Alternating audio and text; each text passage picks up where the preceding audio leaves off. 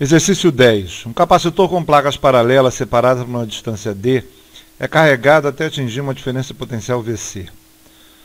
Todos os fios de bateria são desconectados e então as suas placas são afastadas com as mãos isoladas, até ficarem com uma nova distância 2D.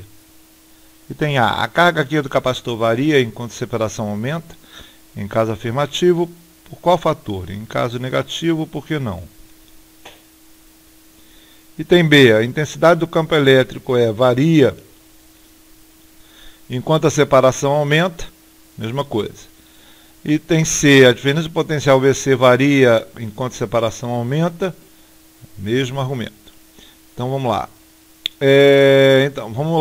Nós temos duas placas no capacitor que, no caso, como diz aqui, placas paralelas separadas de distância D é carregada até atingir uma diferença potencial. Todos os fios de bateria são desconectados e as duas placas são afastadas.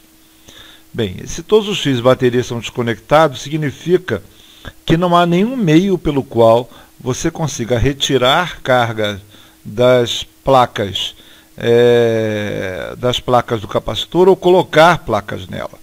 Você só consegue fazer isso se você tiver um condutor conectado a elas. Então são duas placas isoladas em que eu não consigo nem colocar nem tirar cargas dele. Então dessa forma a carga não varia. Ela não varia pois as placas estão desconectadas da fonte. Quem fornece normalmente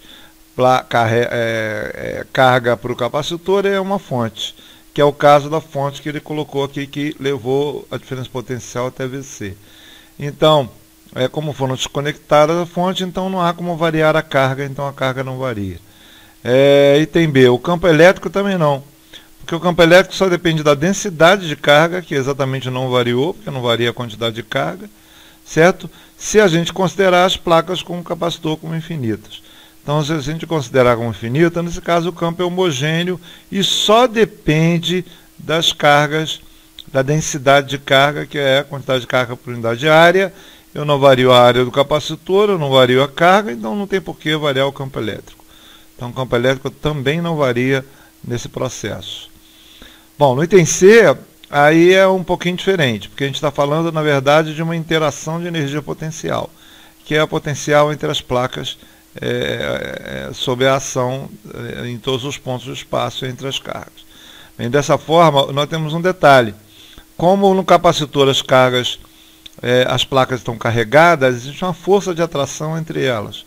Então, o ato de afastar significa realizar um trabalho. Realizar um trabalho é aumentar a energia potencial entre as placas. Então, dessa forma, a gente aumenta o potencial entre elas, certo? E a gente pode enxergar isso se antes de a gente perceber que antes de afastarmos, já que o campo elétrico é homogêneo, a diferença potencial é E vezes D. E depois de afastarmos, como o campo elétrico permaneceu o mesmo, que só depende das cargas, então a diferença potencial ficou 2ED. Então, desse jeito, a diferença de potencial dobrou quando a gente dobra a distância e dobra a distância das placas. Mas, é claro, isso só acontece dessa forma porque não mudamos a quantidade de carga das placas. Se nós mudarmos a quantidade de placas, vai ser um pouco diferente. A análise do fenômeno é outra. Mas, nesse caso, que a gente não muda a quantidade de carga, houve um aumento do potencial, certo? Ao afastarmos as duas placas. Então, nesse caso, no C ele varia, pois aumentando a distância que realizamos trabalho para afastar as placas, aumentando a energia potencial de interação entre elas. E qual é o valor? O valor foi de 2ED. Isso é a diferença de potencial, passa a ser, no caso, 2 vezes Vc, que é a diferença de potencial inicial, que é quando as placas estão a distância D, então fica 2 vezes Vc. Quer dizer, o aumento de potencial foi em Vc. O potencial inicial era Vc e o final fica 2 vezes Vc.